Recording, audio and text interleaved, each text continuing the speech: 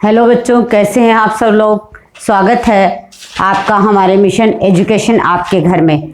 आज हम संसद के कार्यों के बारे में चर्चा करेंगे। संसद विश्व के सबसे बड़े लोकतांत्रिक देश भारत का सबसे बड़ा विचार विमर्श का मंच है। तो जितनी भी योजनाएं बनती है वो संसद के द्वारा ही बनाई जाती है और कार्य रूप में परिणित की जाती है। तो इस महत्वपूर्ण संस्था संसद के विधिवत क्या क्या कार्य है उनकी आज हम विस्तार से चर्चा करेंगे। मुख्यतया संसद 4 कार्य करती है: विधि निर्माण, धन विधेयक पारित करना, संविधान संशोधन का कार्य और कार्यपालिका पर नियंत्रण का कार्य। सबसे बड़ा कार्य जो संसद का है वो है विधि निर्माण करना, और विधि निर्माण में सबसे महत्वपूर्ण भूमिका पूरे संविधान में संसद को दी गई है। विधि निर्माण की जो समस्त प्रक्रिया है वो 7वीं अनुसूची से शुरू हो जाती है। 7वीं अनुसूची में जितने भी कानून निर्माण संबंधी विषय हैं उनका विभाजन 4 सूचियों के अंतर्गत किया गया है: संघ सूची, समवर्ती सूची, राज्य सूची और अवशिष्ट सूची। इन चारों सूचियों में 3 सूचियों पर अधिकतर कानून निर्माण का कार्य संसद के पास है। संघ सूची पूर्णतया संसद या व्यवस्थापिका कानून निर्माण का काम करती है। समवर्ती सूची में राज्य विधानमंडल और संसद दोनों के द्वारा कानून निर्माण किया जाता है, लेकिन किसी भी तरह का पक्ष विपक्ष बनने पर संसद के द्वारा बनाए हुए कानून है वो मान्य है। कई बार ऐसी स्थिति उत्पन्न हो जाती है, आपात स्थिति में राज्य सूची के विषयों पर भी संसद द्वारा कानून निर्माण का कार्य किया जाता है, और अवशिष्ट सूची है वो पूर्णतया संसद को सौंपी गई है। अब ये जो कानून निर्माण की प्रक्रिया है ये किन किन चरणों से गुजरती है उसके बारे में हम विस्तार से चर्चा करेंगे। सबसे पहले कानून बनाने का प्रस्ताव रखा जाता है, और इस कानून बनाने के प्रस्ताव को रखने को ही साधारण विधेयक है वो कहते हैं कि साधारण विधेयक है वो किसी भी सदन में प्रस्तुत किया जा सकता है। यानी साधारण विधेयक है वो राज्यसभा या लोकसभा, संसद के दोनों सदनों में से किसी भी सदन में प्रस्तुत कर दिया जाता है। और जब मंत्रिपरिषद के सदस्य हैं विधेयक प्रस्तुत करते हैं तो उसको हम साधारण विधेयक कहते हैं, सरकारी विधेयक कहते हैं। और सरकारी विधेयक है वो केवल और केवल मंत्रिपरिषद के सदस्यों द्वारा प्रस्तुत किया जाता है। साधारण विधेयक है वो लोकसभा या राज्यसभा के किसी भी सदस्य द्वारा प्रस्तुत कर दिया जाता है। विधेयक प्रस्तुत करने पर 3 चरणों से ये विधेयक बनने तक गुजरता है। इसमें सबसे पहले होता है प्रथम वाचन। प्रथम वाचन का अर्थ है विधेयक को संसद में या राज्यसभा या लोकसभा में प्रस्तुत करने की अनुमति लेना ही प्रथम वाचन है। यानी जैसे ही विधेयक के प्रस्ताव को प्रस्तुत करने की अनुमति ली जाती है, प्रथम वाचन का कार्य है वो पूर्ण हो जाता है। द्वितीय वाचन सबसे महत्वपूर्ण अवस्था है विधेयक निर्माण में, द्वितीय वाचन। यह महत्वपूर्ण और निर्णायक इसलिए है क्योंकि द्वितीय वाचन में ही विधेयक के एक एक बिंदु पर विस्तार से चर्चा की जाती है। और द्वितीय वाचन के समय एक प्रवर समिति का गठन किया जाता है, और प्रवर समिति है वो विधेयक के प्रत्येक बिंदु की बारीकियों का अध्ययन करता है, उस पर चर्चा होती है, समिति अपना प्रतिवेदन प्रस्तुत करती है, लंबा विचार विमर्श उस विधेयक पर किया जाता है, और विधेयक की प्रत्येक धारा पर मतदान है वो किया जाता है। और मतदान के पश्चात शाब्दिक और औपचारिक जो भी संशोधन होने हैं वो संशोधन कर दिए जाते हैं, और फिर उसके पश्चात अंतिम रूप से विधेयक है वो प्रस्तुत कर दिया जाता है प्रवर समिति की सिफारिशों के साथ ही। द्वितीय वाचन के बाद विधेयक की तृतीय वाचन की अवस्था आती है, और इसमें भी सामान्य चर्चा है वो की जाती है, क्योंकि बारीकियों से चर्चा द्वितीय वाचन के समय की जा चुकी होती है। तो तृतीय वाचन के समय केवल सामान्य चर्चाएं की जाती है, और विधेयक है वो मतदान के लिए प्रस्तुत कर दिया जाता है। अधिकतर विषयों में संसद के साधारण बहुमत से ही विधेयक पारित समझ लिया जाता है। अब इन 3 चरणों से गुजरने के बाद सरकारी विधेयक या साधारण विधेयक दोनों को ही संसद के द्वितीय सदन के सामने रखा जाता है। अब द्वितीय सदन में भी यही सारी प्रक्रिया होती है, उस पर विचार विमर्श होता है, चर्चा होती है, प्रत्येक धारा पर सूक्ष्म रूप से चर्चा की जाती है, विचार विमर्श किया जाता है, बहस की जाती है। साधारण विधेयक के लिए कहा जाता है कि अगर संसद के द्वितीय सदन में इसमें 6 माह तक कोई चर्चा अगर शुरू नहीं होती है और उसके ऊपर वह किसी भी तरह की कोई कार्रवाई नहीं करते हैं, तो राष्ट्रपति द्वारा दोनों सदनों की संयुक्त बैठक का आह्वान किया जाता है।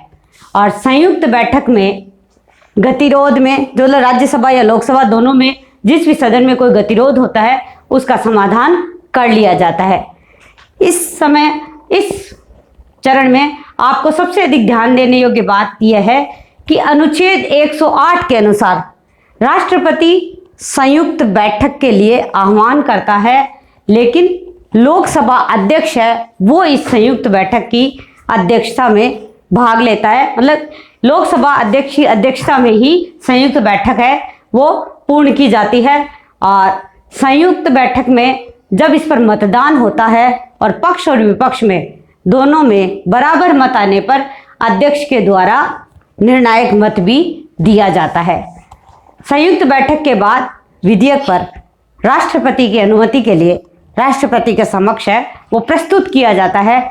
हालांकि राष्ट्रपति संसद का भी अभिन्न अंग है, साथ ही साथ वो कार्यपालिका का संवैधानिक प्रधान होने के नाते विधेयक को पुनः विचार के लिए भी लौटा सकता है।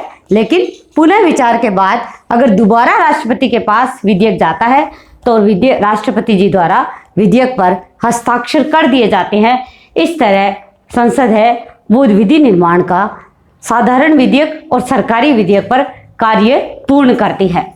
दूसरा संसद का जो महत्वपूर्ण कार्य है वो है धन विधेयक पारित करना, यानी कोई विधेयक धन विधेयक है या नहीं इसका निर्णय लोकसभा अध्यक्ष द्वारा किया जाता है। धन विधेयक पारित करने की संपूर्ण प्रक्रिया अनुच्छेद 109 में दी गई है और अनुच्छेद 110 में यह स्पष्ट लिखा गया है कि धन विधेयक है वो केवल और केवल लोकसभा में ही प्रस्तुत किया जाएगा। इस मामले में लोकसभा को राज्यसभा से अधिक शक्तियां प्राप्त है और धन विधेयक लोकसभा में पारित होने के बाद में राज्यसभा के समक्ष प्रस्तुत तो किया जाता है और राज्यसभा द्वारा इस पर विचार विमर्श भी किया जाता है। लेकिन राज्यसभा इस मामले में केवल 14 दिन तक इस विधेयक को रोक सकती है। अगर 14 दिन में राज्यसभा इस विधेयक को पुनः राष्ट्रपति के हस्ताक्षर के लिए या लोकसभा को नहीं लौटाती है तो विधेयक है वो स्वतः ही पारित समझा जाता है। और इस मामले में यानी धन विधेयक पारित करने में केवल राज्यसभा को 14 दिन तक विधेयक को रोक के रखने संबंधी शक्ति ही प्राप्त है। अगला जो कार्य है संसद का वो है संविधान संशोधन का कार्य। संविधान हमारा हमने पहले ही आपको बता दिया था कि संविधान है वो कठोर भी है, लचीला भी है। कुछ ऐसे प्रावधान है जिसमें संसद साधारण बहुमत से ही संशोधन कर देती है, क्योंकि जब संविधान बना उसके बाद सामाजिक, आर्थिक और राजनीतिक आवश्यकताओं के अनुसार किस तरह के परिवर्तन की आवश्यकता है इसकी पूर्ण प्रक्रिया अनुच्छेद 368 में दी गई है। और संविधान में 3 तरीके से संशोधन किया जा सकता है।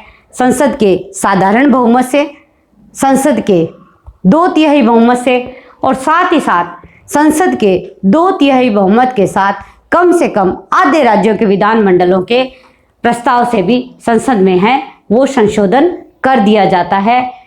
संविधान संशोधन में अगर कोई गतिरोध हो तो किसी तरह की संयुक्त बैठक का प्रावधान नहीं है। अगर एक सदन में प्रस्तुत होने के बाद 3 वाचन होने के बाद द्वितीय सदन में जब प्रस्तुत किया जाता है और द्वितीय सदन में उसे पारित न करे या विचार विमर्श न करे तो राष्ट्रपति है वो इस संबंध में किसी तरह की संयुक्त बैठक का आह्वान नहीं कर सकती। वो वही विधेयक है वो ड्रॉप समझा जाएगा, यानी वो संशोधन नहीं होगा। संसद का चौथा और महत्वपूर्ण कार्य है कार्यपालिका पर नियंत्रण करना। संसद के जो सदस्य हैं वो लोकसभा के सदस्य जनता द्वारा प्रत्यक्ष रूप से चुने जाते हैं, राज्यसभा के सदस्य अप्रत्यक्ष रूप से राज्य के विधानमंडलों द्वारा चुनकर आते हैं, तब हम ये देखते हैं कि संसद है वो जनता का सबसे बड़ा जो मंच है वो संसद होता है। और कार्यपालिका किसी तरह की तानाशाही न करे, इसके लिए संसद है वो कार्यपालिका पर नियंत्रण कर सकती है। और कार्यपालिका अगर अपना विश्वास खो दे तो संपूर्ण मंत्री एक साथ पदत्याग करते हैं। कार्यपालिका पर नियंत्रण करने के लिए संसद द्वारा अनेक प्रकार की व्यवस्थाएं की गई है, जैसे प्रश्नकाल में प्रश्न पूछे जाते हैं, शून्यकाल और ध्यानाकर्षण, यानी अगर संसद कार्यपालिका द्वारा किसी काम पर विशेष ध्यान नहीं दिया जा रहा है, आवश्यकता अनुसार जो कार्य होने हैं और वो नहीं किए जा रहे हैं, तो ध्यानाकर्षण प्रस्ताव पारित किया जाता है। काम रोको प्रस्ताव से भी संसद है वो कार्यपालिका को नियंत्रित करती है। इस प्रकार संसद के इन चारों कार्यों की विवेचना से हम ये कह सकते हैं कि संसद है वो विचार विमर्श का सबसे बड़ा मंच है। और साथ ही साथ संसद को जो महत्वपूर्ण कार्य दिए गए हैं कि हमारे यहाँ राष्ट्रपति, उपराष्ट्रपति, सर्वोच्च न्यायालय और उच्च न्यायालय के न्यायाधीशों को जो हटाने की प्रक्रिया है वो भी संसद में ही की जाती है। संसद पर इसको इस संबंध में महत्वपूर्ण अधिकार प्राप्त है। ये समस्त कार्य है वो संसद के द्वारा किए जाते हैं। अब आपको प्रश्न पूछा जा सकता है, संसद के विस्तृत कार्यों की चर्चा कीजिए, संसद के कार्यों पर एक लेख लिखिए, विधि निर्माण किस तरह से की जाती है, तीनों वाचन की संपूर्ण प्रक्रिया है वो लिखिए, और संसद के दोनों सदनों की संयुक्त बैठक किन किन परिस्थितियों में बुलाई जाती है, संयुक्त बैठक बुलाने का अधिकार किसको है, इसकी प्रक्रिया किस अनुच्छेद में दी गई है, संसद को संविधान संशोधन संबंधी कार्य करने में कौन कौन सी शक्तियां प्राप्त है, और साथ ही साथ संसद कार्यपालिका को नियंत्रित करती है, इस पर चर्चा कीजिए। ऐसे कई प्रश्न हैं वो आपको संसद के इस कार्य संबंधी प्रकरण से पूछे जा सकते हैं। तो अब आप इससे संबंधित नोट्स है वो अपनी नोटबुक में बना लेंगे। घर रहिए, सुरक्षित रहिए, हंसते रहिए, मुस्कुराते रहिए। धन्यवाद।